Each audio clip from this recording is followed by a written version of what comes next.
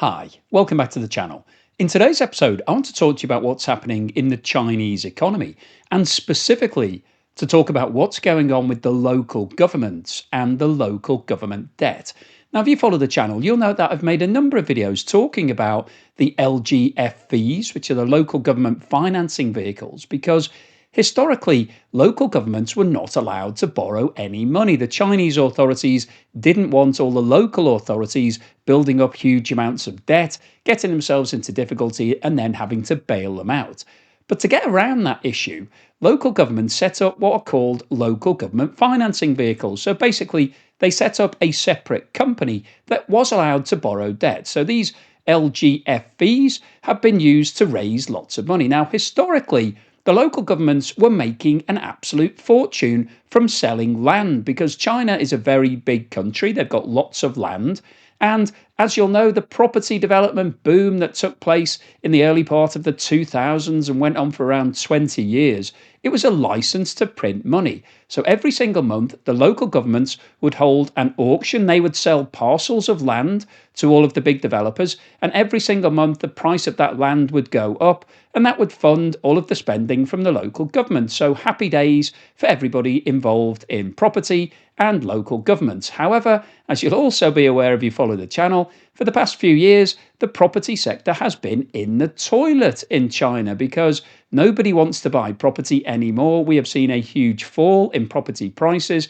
We've seen lots of property development companies such as Evergrande going bust. And what that's meant for the local governments is that they've no longer been able to make lots of money from selling land at auctions each month.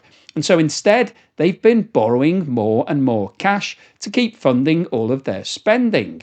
And one of the things that's just come to light is that the local governments have been following a practice that's actually been outlawed in China, whereby they're not allowed to issue bonds above a certain price.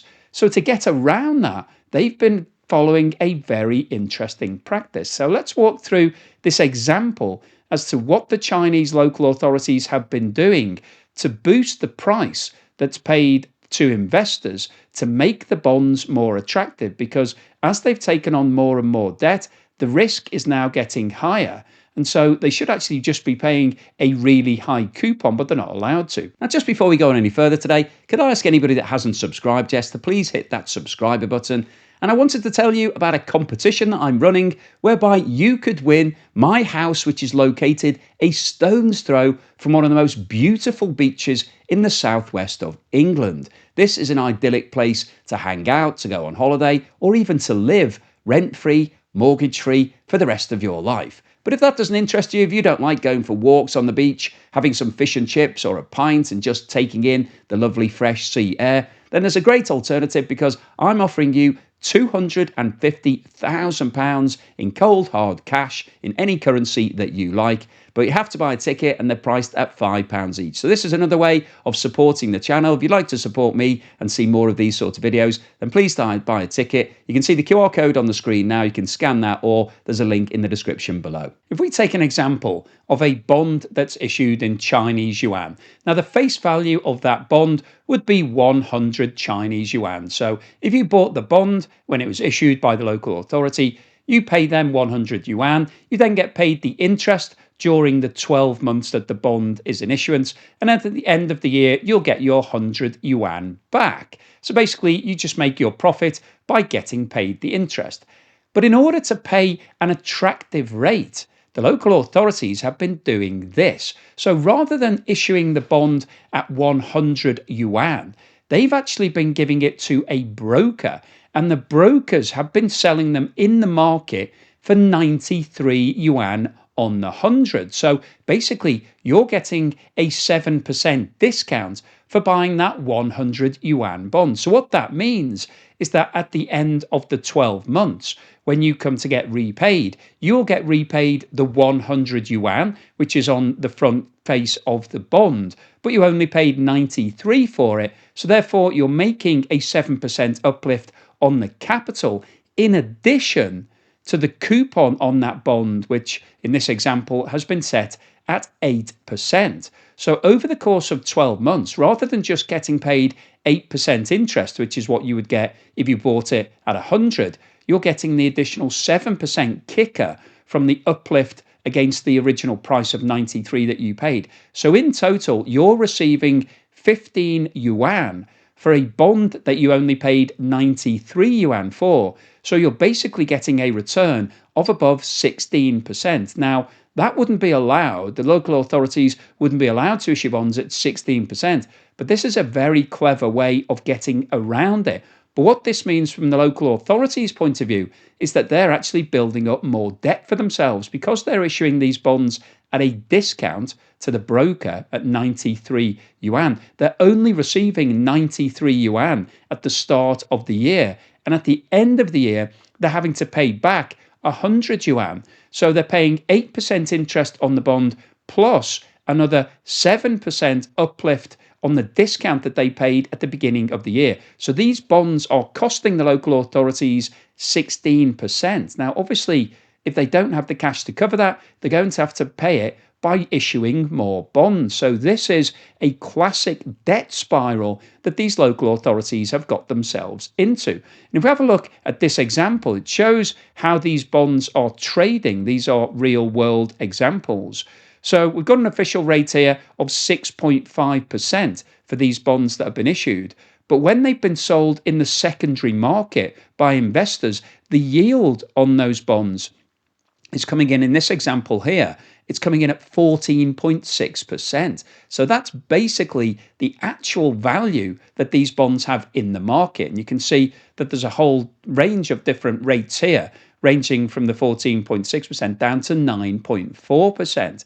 So what this tells us is that the real price of these bonds for the Chinese local authorities is significantly higher than the face value of the bonds because they're issuing them at a discount. And it's now estimated that the total debt that's been built up by the local government financing vehicles is over 10 trillion US dollar equivalent. Now, when that's added to the total debt for the Chinese state, it increases the debt to GDP percentage from around about 40% to closer to 100%. So the figures that we're seeing officially being published by the Chinese state do not reflect the risk that's out there in the market at the moment in terms of the amount of debt that's been built up at local authority level in China. And the problem that the local authorities have is that their main source of income, which historically was coming from the property market, has been taken away because the property market is no longer functioning in China. Nobody wants to buy large parcels of land to build new cities on because all the previous cities that have been built are still half built and half empty. So the property developers don't have the capital, therefore the local authorities aren't receiving the cash. And what this tells us is that China is now struggling with a debt crisis right across the country. So what's the summary and conclusion today? Well, I wanted to post this video because we've been talking about the Chinese economy for many years now, and we've been talking about a build-up of debt for a long time, but that debt was specific to lots of individual companies. So we started off talking about Evergrande. They were some of the first videos that I made on China. And since that time, we've been identifying lots of other problem industries. So it's not just property where they're swimming in debt. We've got lots of companies now in China that are no longer making a profit. They're banking losses. And the only way to fund a loss as a company is either from your cash reserves, but Chinese companies don't have large cash reserves because they've seen falling producer prices in every single month for the last 36 months. So they're selling their products at a lower and lower price every single year, but costs are rising, and that's been wiping out profit for most companies. So over 50% are banking those losses, and that means that those 50% are borrowing money. So they're building up more and more debt. And where they're borrowing that from is the Chinese banks. So we've got a really big risk profile that's starting to emerge all across China from all of these different companies. But what we've talked about in today's video isn't company debt. This isn't down to losing profitability because you've had to cut your profits as a result of falling prices. This is actual infrastructure. We're talking about the local governments in China not receiving enough money either from the state or from their own resources to cover their costs. As we identified earlier, historically, the local governments were making lots of cash from selling parcels of land to the property developers. But unfortunately, that merry-go-round has now stopped because the property developers couldn't get access to the debt that they needed to pay for that land, and so they couldn't cover the cost for any future purchases. And at the same time, those developers then found that they couldn't actually build out all of the apartments that they'd taken deposits and advance payments for. And so we had a collapse of those businesses. And alongside that, there was a collapse in confidence from Chinese consumers because they started to see, firstly, the value of property going down, and secondly, a lot of their investments were lost because they'd put down their life savings to buy these apartments. In many cases, people were buying multiple apartments in the same building. And unfortunately, a lot of those apartments still haven't been built. So the property sector has been wiped out over the past few years, and the local governments are now suffering badly as a result of this because they've lost their primary source of revenue that was funding all of their growth and development, and they're now having to find other ways to fund it. And how they're doing that is by issuing more and more debt. Now, there are strict rules in China in terms of what they're allowed to do with the coupon on that debt. So they can't offer a 16% coupon because questions would be asked from the top as to what's going on in your local authority.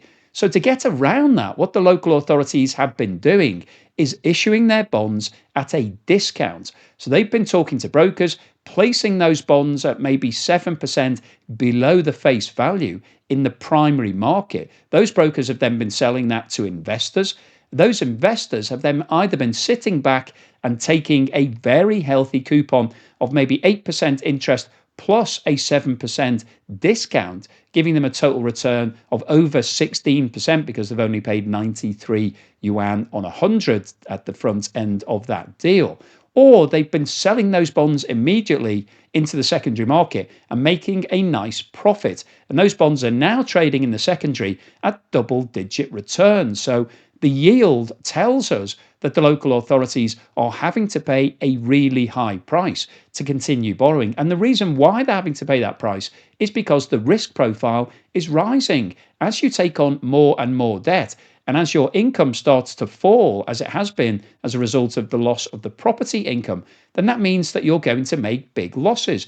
Local authorities in China are spending more than they're earning. And as you'll know if you follow the channel, that is not a sustainable situation because the only way that they've been funding it is through debt, but it becomes a vicious debt spiral because the more debt you borrow, the more interest you have to pay, and the more discounts you're offering on those bonds. Therefore, you have to borrow even more to cover all of those costs. And before you know it, you become bankrupt.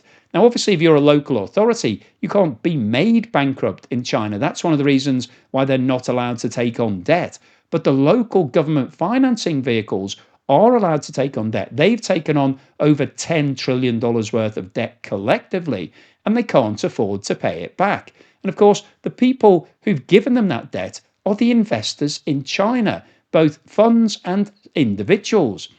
So once again here, we've got a situation where there are some major losses that are now being built up in China. And at some point, there will have to be a reckoning. There is going to be a day when all of this debt needs to be paid back. And of course, the local authorities, they can't pay it back. They don't have any money. The only way that they can continue paying back investors is by issuing more and more bonds. So they're getting themselves into deeper and deeper trouble at the same time as the rest of the Chinese economy is also struggling. We've got lots of companies making losses, and we've got a big problem with regards to the property sector. And now we've got an issue with regards to exports as a result of the tariffs that have been applied both in the USA and in lots of other countries over the past 12 months. So China is facing a major problem. It's got falling revenue and rising debt costs. And at some point, that is going to catch up with the Chinese economy. And we could see a major implosion at some point over the next 12 to 18 months. So hopefully you've enjoyed today's video, you found it useful, informative, and hopefully thought-provoking. If you've liked what I've said, then please give me a thumbs up. Thank you for watching this video all the way through to the end. Please subscribe if you haven't done so already. And thanks so much to everyone that supported me. If you've bought me a coffee or sent me YouTube super thanks or signed up as a patron, YouTube member or buy me a coffee member, thank you for that support. Really helps to keep me going. And here's something to put a smile on your face.